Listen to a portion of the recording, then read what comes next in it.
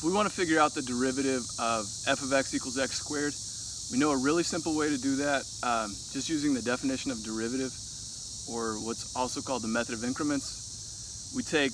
We let x change by a small amount, some increment, we'll call it h. And after you do that, you can just take the difference in the y values divided by the difference in the x values, and then let that h, that increment, shrink down to 0. And that average rate of change that you get when you divide the difference in the y values over the difference in the x values becomes an instantaneous rate of change. When you calculate the difference in the y values, you get x plus h squared minus x squared. And when you multiply that out and you simplify it, you see that you can factor out an h. And then when you divide by the difference in the x values, you're just dividing by that increment h. So the h that you factored out on top cancels with the h on bottom. You're left with just 2x plus h.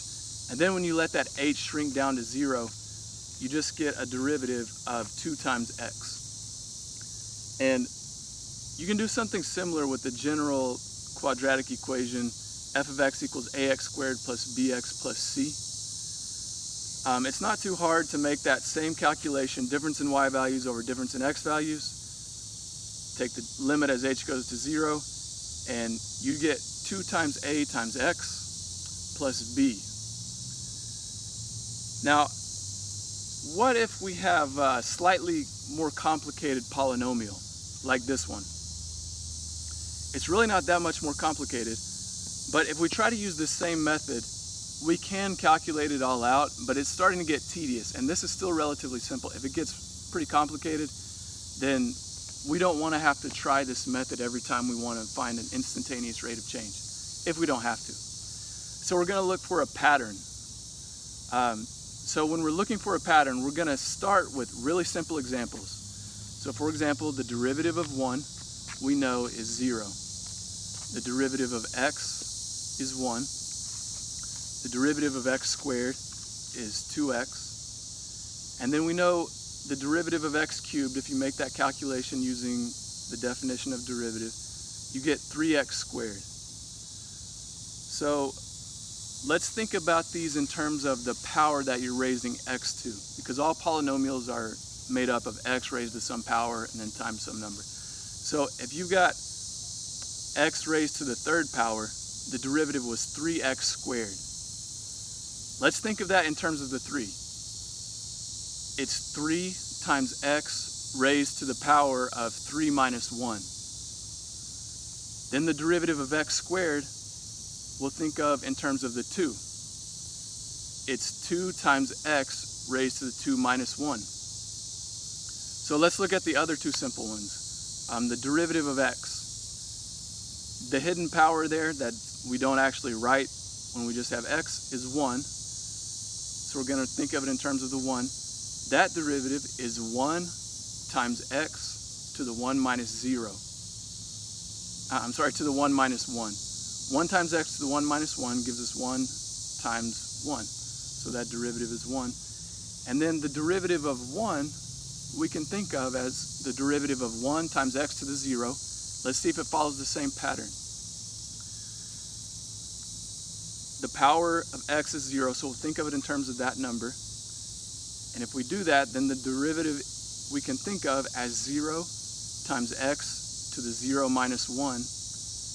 And when you do that, you just get 0. So it does match that pattern. So it's possible that if I take the derivative of x raised to any power, let's call it n, it's possible it follows this pattern, that the derivative would then be n times x to the n minus 1.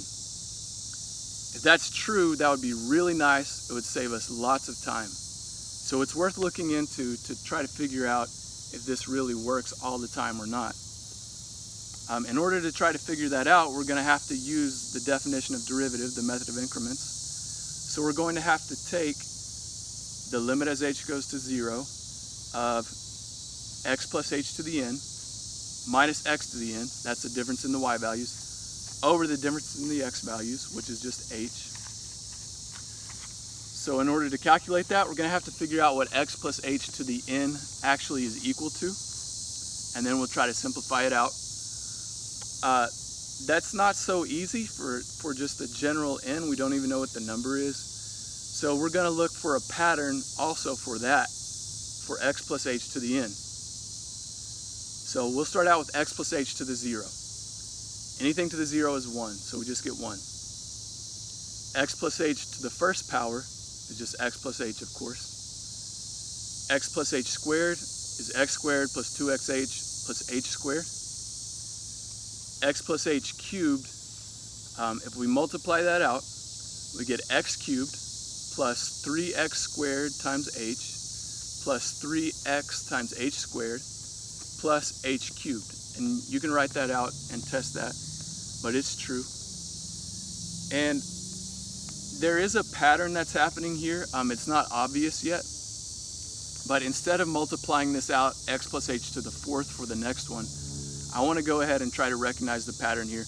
The pattern is going to be in terms of the coefficients that we're getting for each term, and then the powers that x and h are raised to.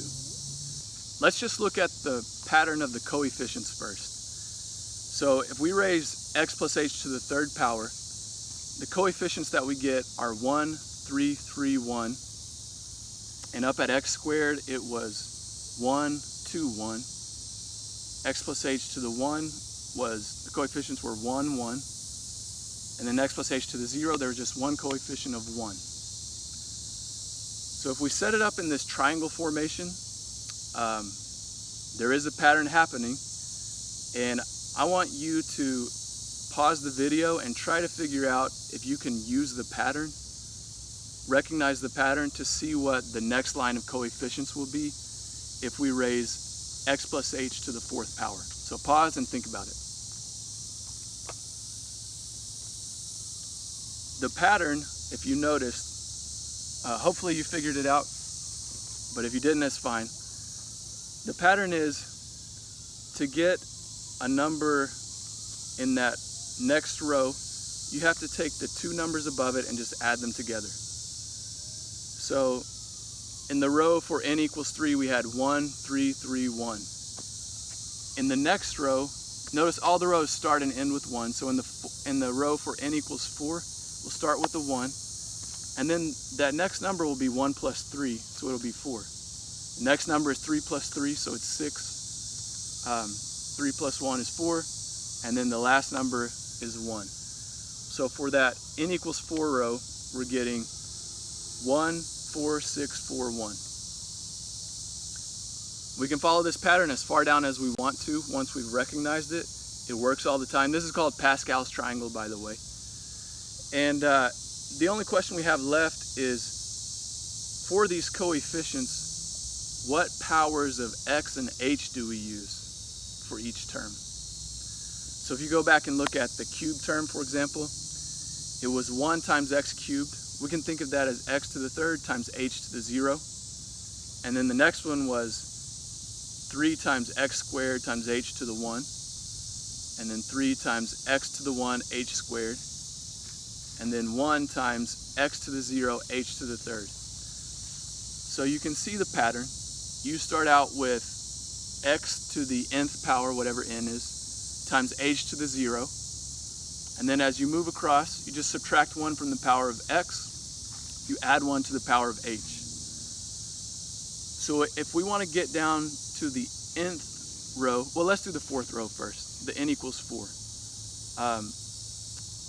For the coefficient of 1, we have x to the 4th. The next term is 4x to the 3rd power times h to the 1st power. Then 6 times x to the 2nd times h to the 2nd. 4 times x to the 1 times h to the 3rd. And then 1 times x to the 0 times x to the 4th, h to the 4th. What we're really after, remember, is what happens for the general row where the power is n. So if the power is n, then think about what the coefficients will be first. We'll have a 1, and then we'll have n. If you notice the pattern, you always get 1, then n, and then there is a way to describe the other numbers, but we don't need them for what we're doing, so we're not going to try to do that right now. So 1, n, and then something, something, something, something, and then we get to the tail end of it, notice you're going to get n for the second to last coefficient, and then 1 for the very last coefficient. And then when we add in the powers of x and h to get out the actual terms, what we're going to get is x to the n plus n times x to the n minus 1 times h to the 1 plus something times x to the n minus 2 times h squared plus something times x to the n minus 3 times h cubed plus, it's going to keep on going until we get to the second to last term. That will be n times x to the 1 times h to the n minus 1. And then the last term will be 1 times just h to the n. So now we can go back and look at the derivative. The difference in the y values, remember, is x plus h to the n minus x to the n. So when we calculate that difference, you can see that when we do this, we're going to have an x to the n plus a bunch of stuff, and then we're going to have a minus x to the n. So those x to the n's cancel. Everything that's left has an h in it. So you can factor out the h that's left, and when you do that, notice what you get. You get, for your first term, you get n times x to the n minus 1. And then for your second term, you get something, some coefficient, times x to the n minus 2 times h. And then you can keep going. The second to last term will be n times x times h to the n minus 2. And then the very last term will be just h to the n minus 1. Then when we divide by h, that's the difference in the x values. When we divide by that, the two h's cancel just like we're used to for the more simple problems. And now we have something that we can actually take the limit as h goes to 0 of, because only the first term that's left over doesn't have an h. That's the only one without an h. So we get n times x to the n minus 1 plus, and then every other term has an h in it, so when we let that h shrink down to 0, all of those terms disappear. So that derivative really is equal to just n times x to the n minus 1, which is what we had hoped, was what we guessed based on the pattern that we saw. And this shows that it really does work. So this is going to save us tons of time in the future.